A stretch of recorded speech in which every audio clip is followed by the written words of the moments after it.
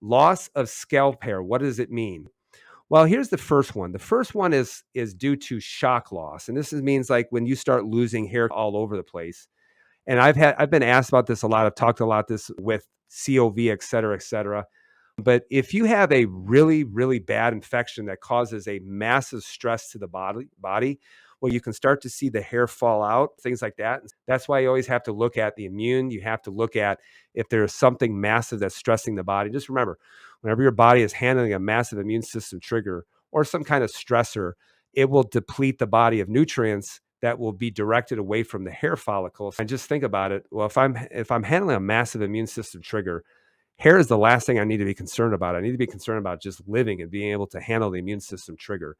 But high amounts of stress can actually cause this as well. You have to consider shock loss or some kind of massive inflammatory trigger or some kind of massive stressful type event. If you have very slow growing or very brittle type hair, then one of the things you want to consider is maybe it's coming from your thyroid or maybe it's actually your estrogens too. If we have women out there and they've gone through pregnancy, they probably have noticed that during the time when their estrogens are highest during the pregnancy, this is probably when they have the best skin and the best hair.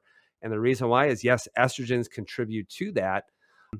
But like everyone thinks that like my hair's falling out, it's my thyroid, and it's not necessarily your thyroid, although the thyroid can contribute to how well, how the speed at which your hair is growing or the actual hair follicle, what's coming out and the health of the actual hair. I know that people want to just throw a bunch of B vitamins to put on their hair, and it's much more important to have that internally as well. But what about male pattern balding? What about male pattern balding? And yes, you can have women that will exhibit male pattern balding, especially after menopause. And one of the things you really, really want to look at is you want to look at DHT or dihydrotestosterone.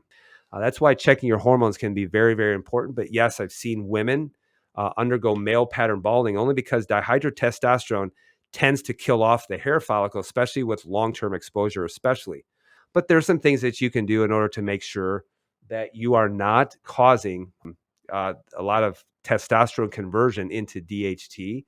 There are things like reishi mushrooms. Yes, keeping your insulin levels as low as possible, keeping your blood sugars as low as possible, so that a lot of that testosterone doesn't get converted into very strong androgens. One of them is DHT, and long-term exposure to hair follicle can cause loss or thinning of the hair, especially.